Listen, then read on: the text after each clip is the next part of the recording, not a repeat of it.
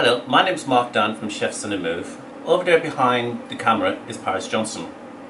We're going to be doing some cookie demonstrations for you today that we were originally planning at Eastergate Village Hall.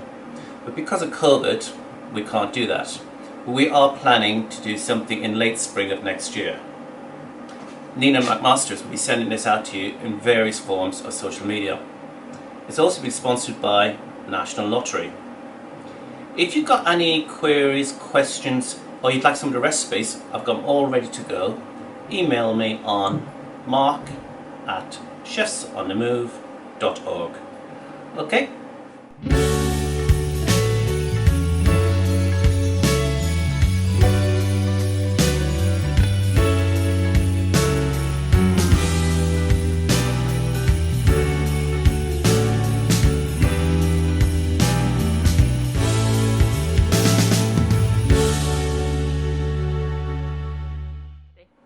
Okay, so let's get going on our first recipe. So I'm going to do chicken Katatori, which is an Italian chicken hunter dish. I'm going to heat up some oil. We're going to brown off these chicken pieces.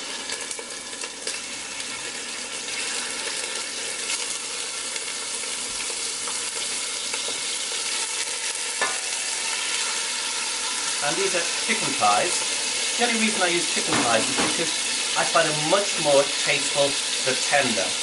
And what I've also done with the chicken thighs before this, I brined them in a solution of salt water. I used 1.6 litres of water and 100 grams of salt. This makes it more tender and actually brings out the flavour of the chicken as well. The same solution you can use for fish. I brined them for about 4 hours. It depends on the size of the meat, really, on how long the brining should be.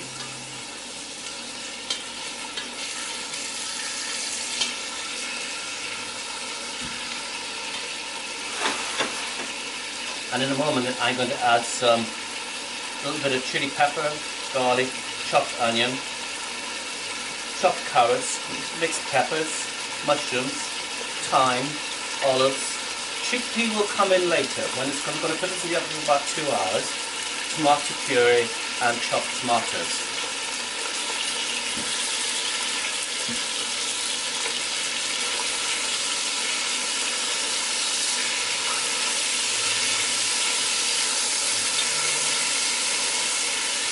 Or as I mentioned, there's going to be red wine in there as well.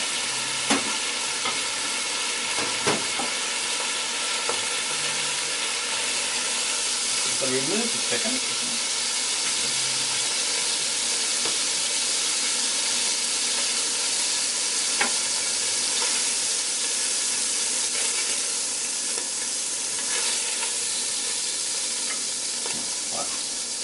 Turn down the heat a little bit because we want to cook the onion, the garlic and chili powder without browning it really. Because what we're doing is bringing out all the flavours in the onion. Now just a little bit more olive oil. Like that, all my recipes are emailable, so I'm happy to send them all out to you. So we previously used 8 chicken thighs, around 2 chicken thighs per person.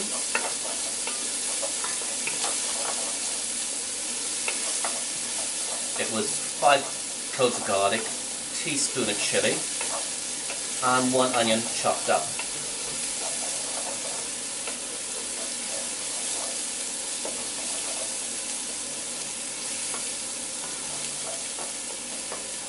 And chopped carrot, chopped peppers,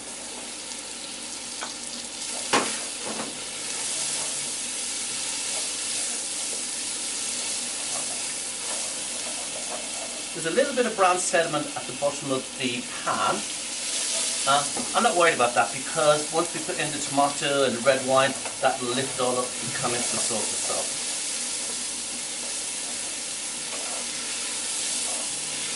And after adding more ingredients in, I'm just going to add up the heat a little bit. The sliced mushrooms, about 300 grams of sliced mushroom.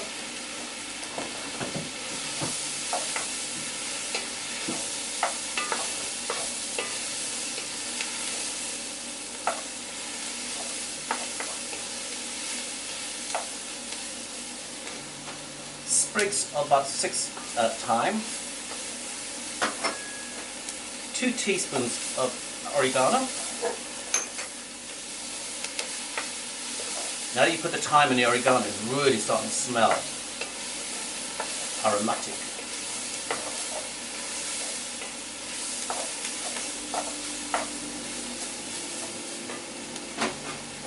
Tomato puree. Going to cook that up a little bit.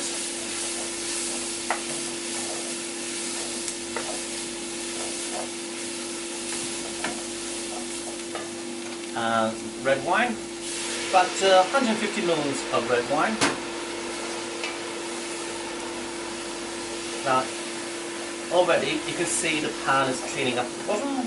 All that sediment is going to come off into the sauce. It's going to cook that down to reduce the red wine a little bit, cook the alcohol off.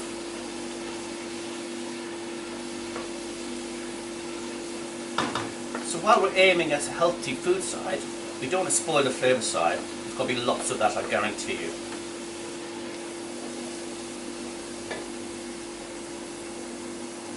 And chopped tomatoes, 400 grams of chopped tomatoes.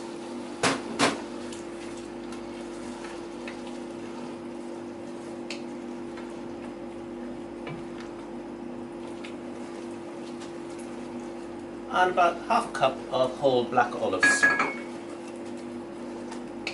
Now we're going to cook that a little bit, bring it up to a boil, add a little bit of salt and pepper. We're going to adjust the seasoning later. You can always add, but you can't take away. That's boiling quite nicely. I'm going to turn it down to a simmer. I'm going to put a little bit of sugar on. This is fructose sugar. It's just much better for you than regular sugar. The idea a little bit of sugar because the tomato and tomato puree can be bitter. So this will just take away that bitterness.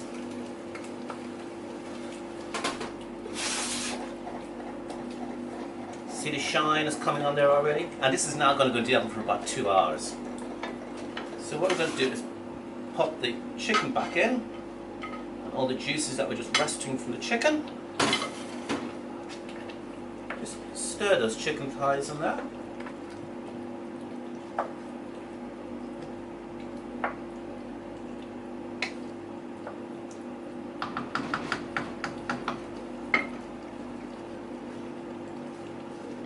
Put the lid on and into the oven. That's about just under 2 hours.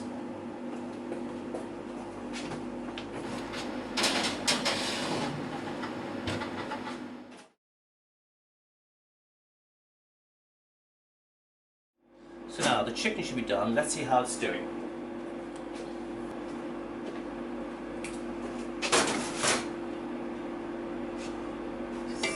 Look, beautiful. So I'm just going to set aside for 1 minute.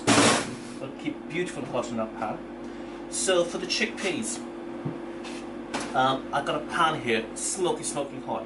Get this pan really hot, because what we're trying to do is charcoal these chickpeas. I'm only going to do them half at a time. These are dried chickpeas that I soaked overnight and then boiled in some salt and water for about 10 minutes.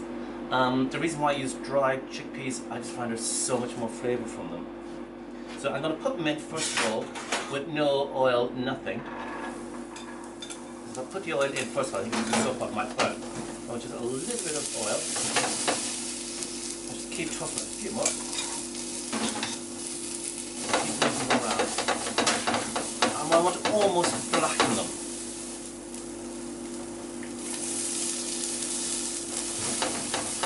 This is not something for children to do.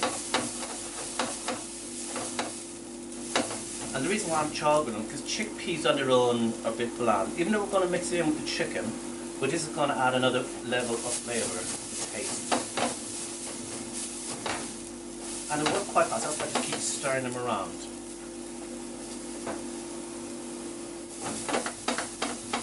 You could use rice with this chicken or pasta, but chickpea is full of protein and very low calories as well. Obviously low fat as well. Let's pop it there. I don't know if you can see, but the colour of that is almost blue heat.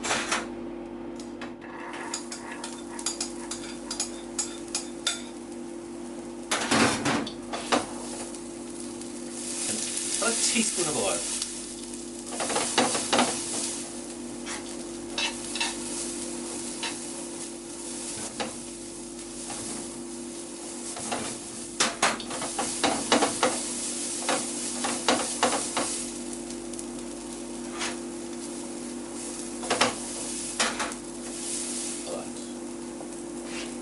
And then I'm going to garnish the chicken with some picked parsley and some picked basil.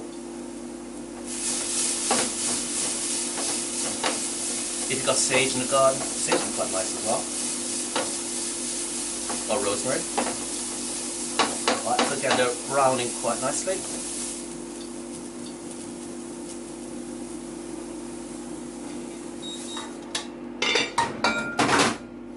So I'm going to pop that up in to keep it warm.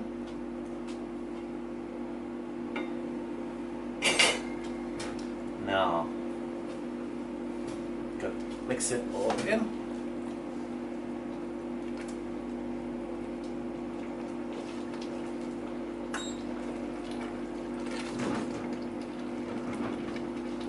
So, the finished chicken Katatori.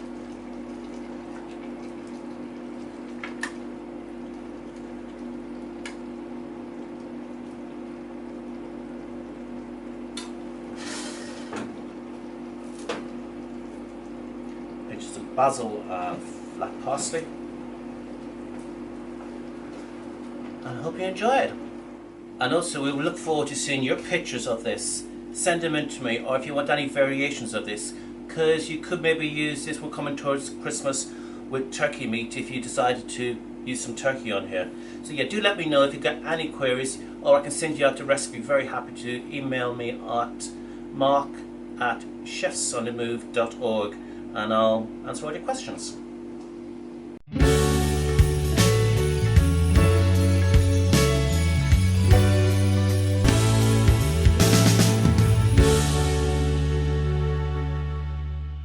So something to have after that chicken is these healthy chocolate pots. Are dairy-free, gluten-free.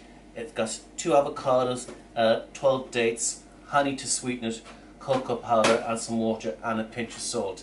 And this is probably the simplest, quickest recipe I'm going to show you. You literally put the avocados and the dates into the machine and you buzz them up.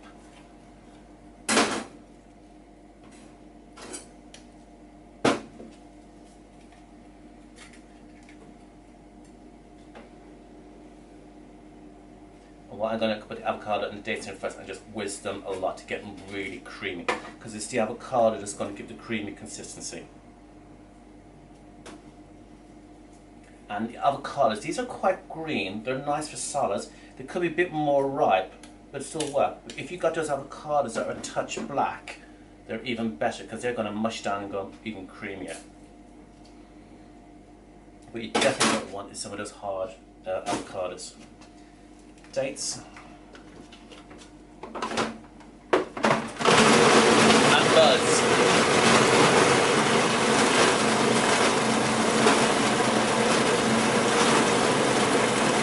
Add some water, 120 ml.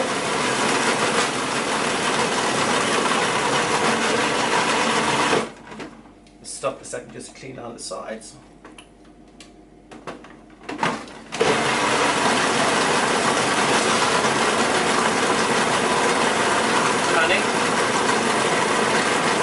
About 3 tablespoons of honey.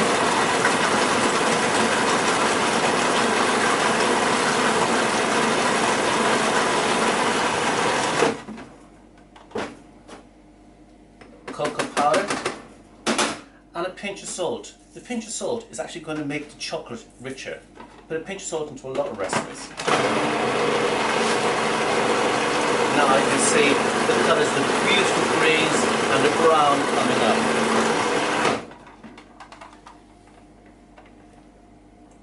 So it's almost mixed together. Clean it down one more time.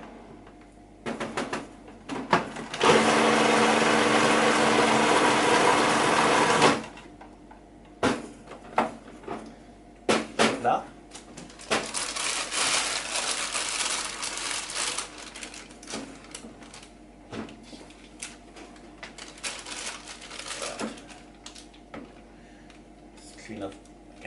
much of this out as we can.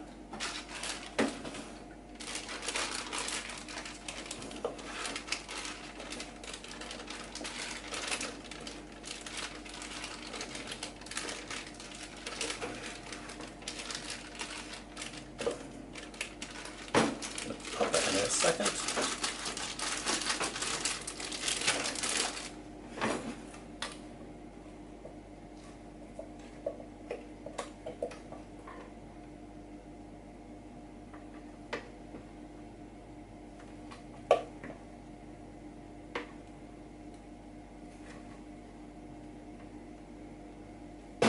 Got a bit messy. Chocolate does.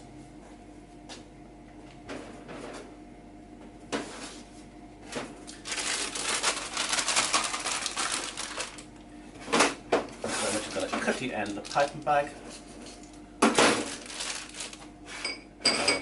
pipe some into each of these dishes. It's quite rich, so you don't need huge amounts of this. I'm putting about that amount into each pot.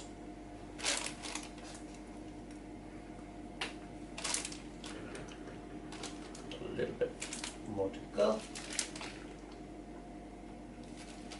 And then we're going to pop those into the oven, into the fridge to set.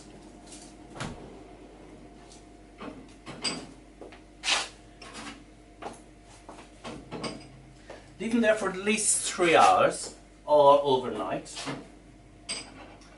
So as by magic of television, here's some I prepared earlier. Sorry, I've always wanted to say that. So here's ones I just done in some Kilner jars. I'm going to pop the lids open. Going to serve these with some cinnamon biscuits.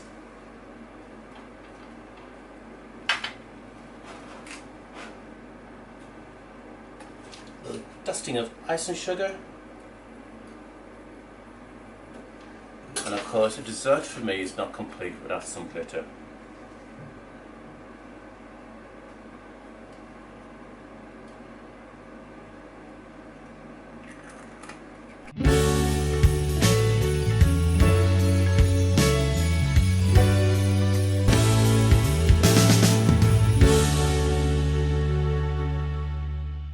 So I hope you enjoyed that, and if you would like the recipe for it, email me at mark@chefsonthemove.org. I really want to see all your pictures and see how yours turned out and how you present them, whether in a jar, a pot, or a glass. It would be really good to see all of that as well. So looking forward to seeing you in our next clip when we'll be doing some Christmas food.